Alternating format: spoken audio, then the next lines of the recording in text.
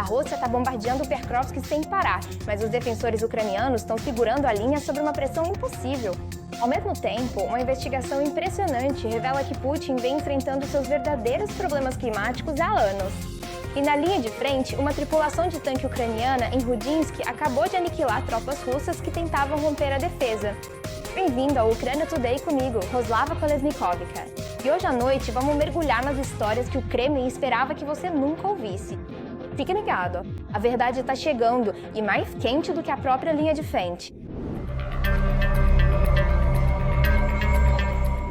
Pokrovsk é beira do Obivo. Sob fogo russo incessante, Pokrovsk está por um fio. A luta lá nunca para. De dia ou de noite, as forças russas atacam a cidade com tudo o que tem. Artilharia, bombas guiadas, drones e ataques massivos ao longo de toda a linha. Os defensores ucranianos estão resistindo, mas a pressão é brutal. A Rússia vai romper ou Pokrovsk vai aguentar mais uma onda de fogo?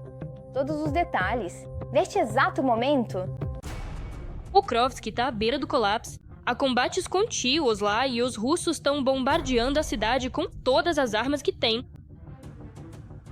As forças de defesa da Ucrânia estão segurando o distrito residencial de prédios altos. É justamente o uso desses prédios altos que permite às forças de defesa da Ucrânia melhorar significativamente suas posições táticas. Além disso, a intensidade dos ataques contra as posições das forças de defesa da Ucrânia na direção de Pokrovsk, usando bombas planadoras, chega a 200 a 300 por dia. Além disso, a tática do ocupante são chamados ataques combinados, ou seja, o uso tanto de bombas planadoras quanto, consequentemente, de sistemas pesados de lança-chamas. Isso Foi relatado que as forças de defesa conseguiram afrouxar o cerco inimigo na área do bolsão de Pokrovsk, o que permitiu aos defensores ucranianos respirar um pouco. A logística está definida. As forças de defesa da Ucrânia estão conduzindo operações de combate ativas, não permitindo que os ocupantes ganhem terreno nos arredores deste assentamento. A situação na direção de Pokrovsk é difícil, mas neste momento as forças de defesa da Ucrânia estão implementando medidas de estabilização para impedir novos avanços das tropas de ocupação russas.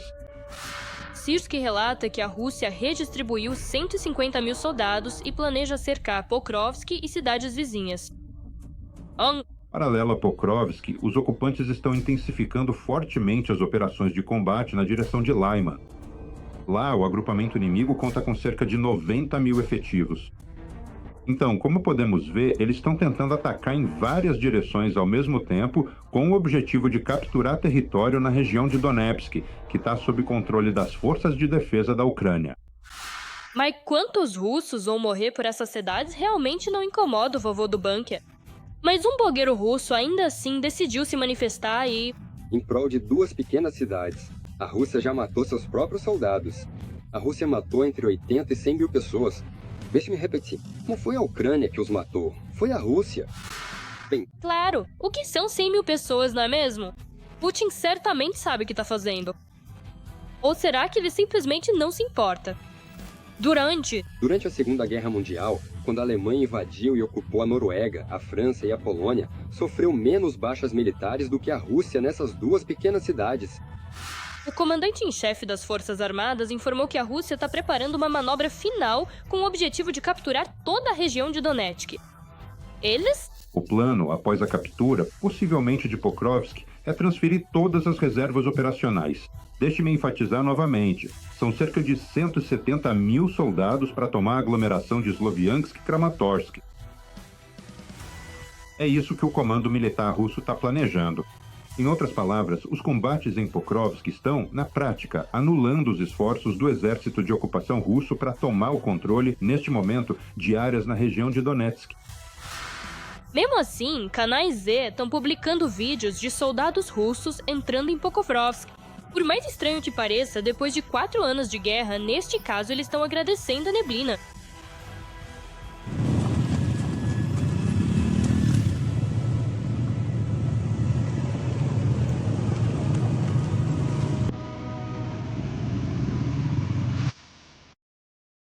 Mas assim como entraram, foram mortos. Aparentemente, a neblina não é um aliado muito confiável.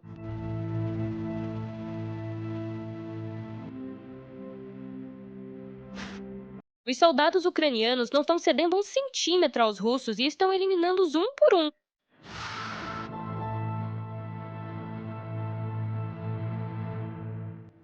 Houve sucessos táticos significativos na área de Rodinsky.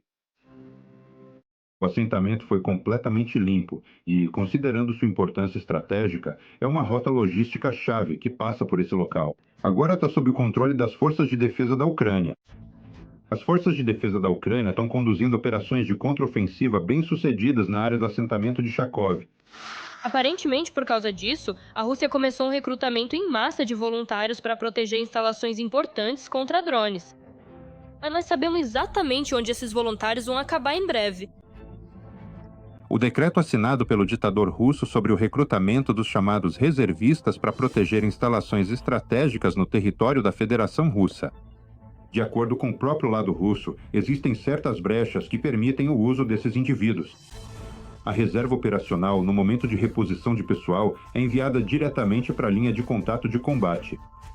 Na verdade, uma mobilização encoberta está em andamento no território da Federação Russa. E como sempre, as coisas estão esquentando na própria Rússia. Desta vez, drones amigos fizeram uma visita à refinaria de petróleo em Saratov.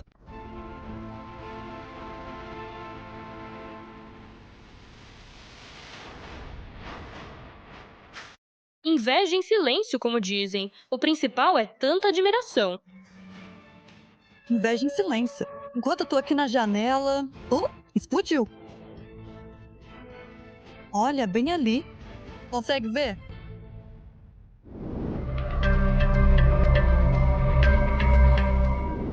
Os escritórios secretos de Putin expõem uma década de mentiras desmascaradas.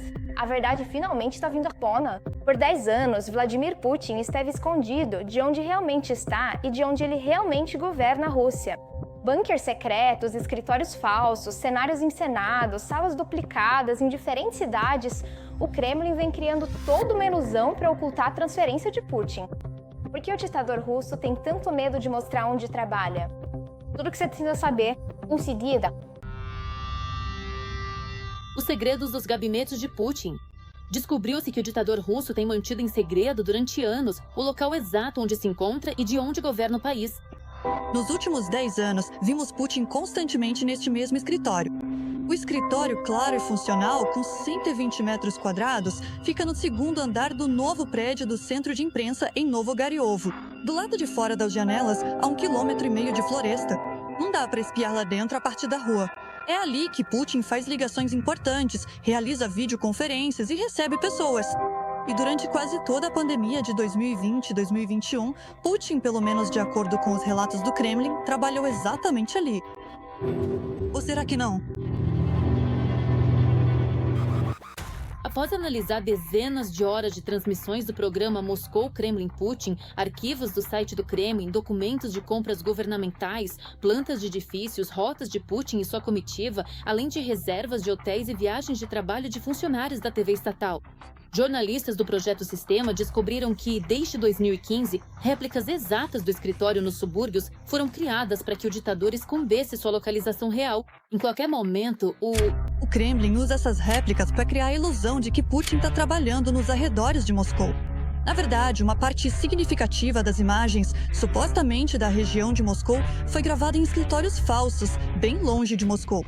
Atualmente, sabe-se que existem pelo menos 3 escritórios absolutamente idênticos em diferentes cantos da Rússia.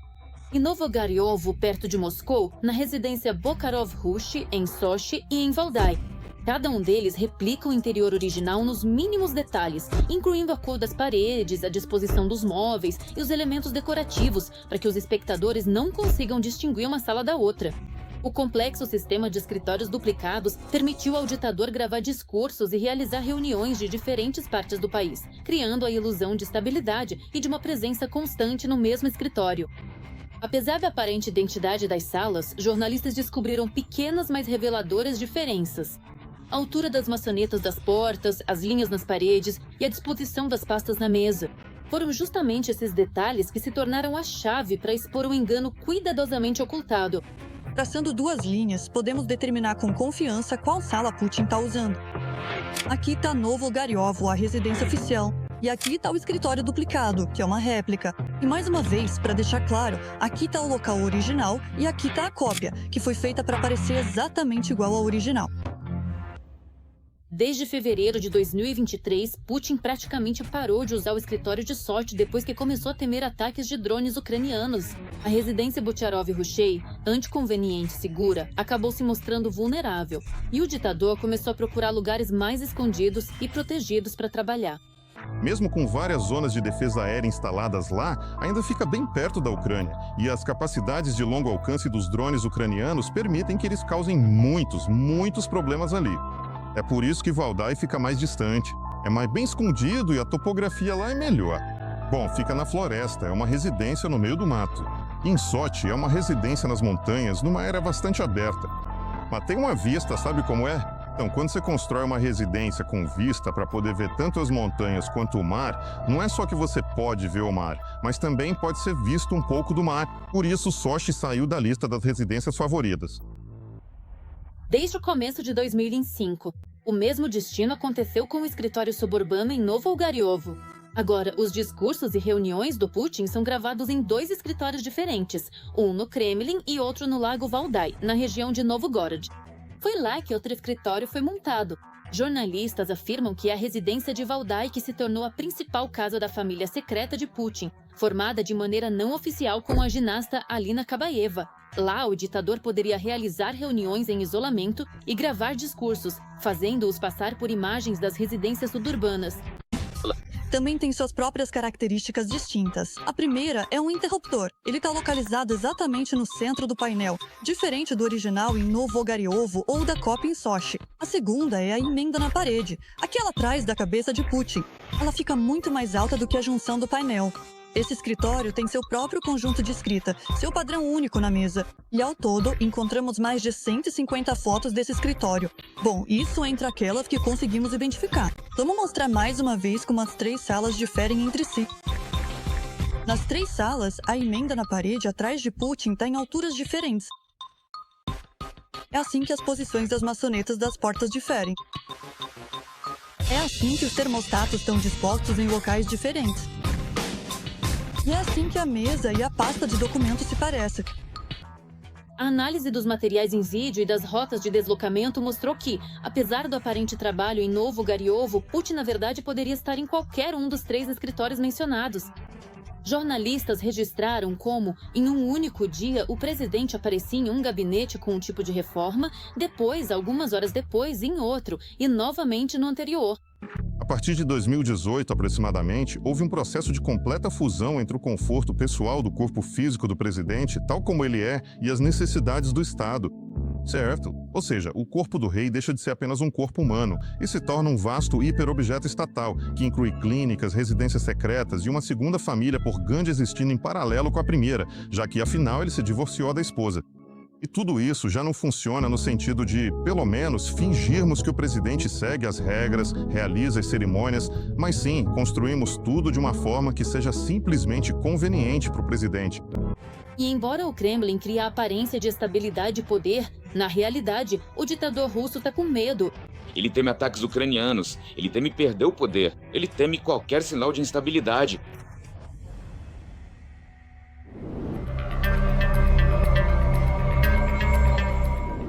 Inferno. Em Pokrovsk, tanques ucranianos esmagam forças russas em Rudinsky. Pokrovsk está em chamas, mas as forças armadas ucranianas estão retornando com força esmagadora.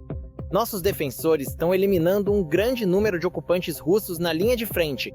E em Radinsky, o principal bastião oriental que sustenta toda a aglomeração de Pokrovsk-Mirnograd, as tripulações de tanques ucranianas acabaram de desferir um golpe devastador. As forças russas foram reduzidas a escombros, os blindados destruídos, a infantaria dispersa, a posição aniquilada, todos os detalhes da linha de frente eliminados. Agora mesmo.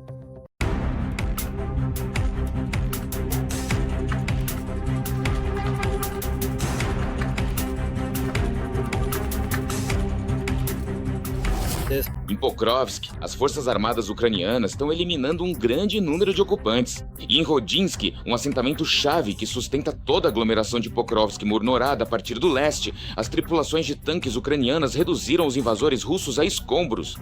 Relatos como esse de Pokrovsk, o ponto mais quente do Donbass, estão chegando quase diariamente. Outubro já se tornou o mês mais sangrento de toda a guerra para o grupo russo. No entanto, parece que novembro vai superar até esse recorde. Os esforços colossais das forças de defesa resultaram em perdas recordes para os russos e, como consequência, em uma nova onda de mobilização, que por enquanto permanece encoberta. Esse termo deve ser entendido de várias maneiras. Refere-se ao recrutamento de conscritos para contratos, assim como a convocação de reservistas para proteger instalações importantes, algo que os russos anunciaram em muitas regiões. Isso é um sinal de que o fluxo atual de soldados contratados na Rússia diminuiu. O recrutamento de estrangeiros também não compensa as perdas em combate. No Centro Ucraniano de Combate à Desinformação, afirma-se que Pokrovsk se tornou um local de perdas russas inacreditáveis. Segundo relatos do comandante-em-chefe Oleksandr Syrsky, na tentativa de ocupar essa cidade, mais de 30 mil ocupantes já perderam a vida, e esse número cresce a cada dia. O fato de Pokrovsk ter se transformado em mais um moedor de carne para os ocupantes russos é inegável. E, de modo geral, ninguém esconde o fato de que o conceito, e não a estratégia, das forças de defesa da Ucrânia é maximizar. Nosso objetivo é desgastar ao máximo o potencial ofensivo do inimigo, causar o maior dano possível para que eles não tenham força, recursos e moral para continuar e expandir suas operações ofensivas, garantindo que essas infiltrações não se transformem em rompimentos das nossas linhas defensivas. Mantendo essa abordagem, podemos impedir de forma eficaz que o inimigo obtenha qualquer vantagem ou impulso significativo. Como sempre, o Kremlin decidiu resolver a questão por meio do engano. Oficialmente, eles não estão anunciando uma mobilização, mas na realidade estão pegando literalmente todo mundo. As forças de segurança e o exército conseguem pôr as mãos no que caracteriza essa seca. Batidas brutais que ignoram todos os adiamentos, todos os documentos comprobatórios, basicamente qualquer coisa. E essas batidas brutais estão acontecendo não só em Moscou, mas agora também nas regiões. Já há relatos de batidas em Kazan e Khabarovsk. Isso é alarmante, isso é ruim, porque uma coisa é ter batidas em Moscou e Makhachkala, mas é totalmente diferente quando essas batidas acontecem em grandes cidades com milhões de habitantes. Isso significa que agora eles simplesmente vão cobrir todo o território da melhor forma possível, com policiais que vão recolher todos os homens em idade de conscrição, onde quer que estejam. Ao mesmo tempo, a regra anterior de que os conscritos não lutam na linha de frente foi deixada de lado. Isso ficou no passado. Agora, o alistamento durante o ano todo que foi anunciado fornece ao exército um fluxo constante de pessoas, principalmente para fins de recrutamento. E, aliás, esse recrutamento é violento em todo lugar. Isso significa assinar contrato sob pressão, vamos chamar de pressão emocional. Quando os conscritos são chamados, eles acabam indo direto para o alojamento. E lá ainda existe muito trote no exército russo até hoje. Aqui a gente já esqueceu como é isso. Então você pode pressionar esse novo recruta e forçá-lo a assinar um contrato dessa forma. Então ele deixa de ser um conscrito e passa a ser um soldado contratado.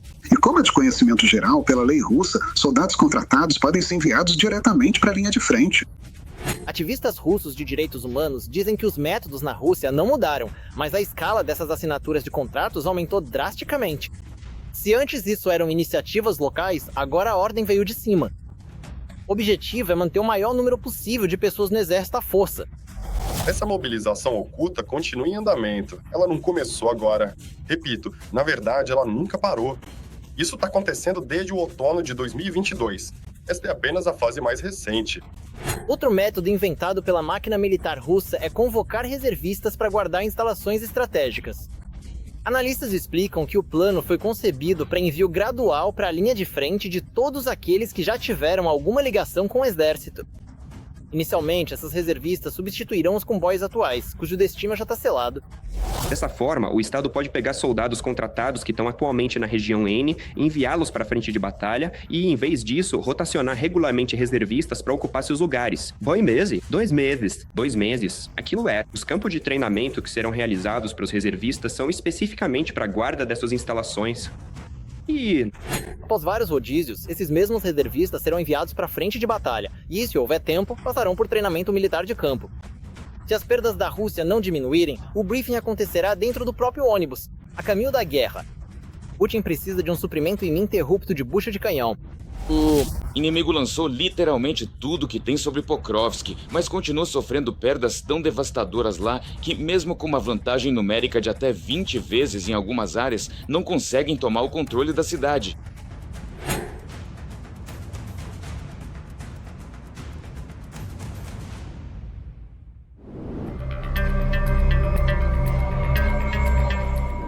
Isso é tudo por hoje. No Ukraine Today, se você quer que a verdade fale mais alto do que a propaganda do Kremlin, curta, comente e se inscreva. Seu apoio nos mantém na linha de frente da informação. Fique forte, fique informado e fique com a Ucrânia.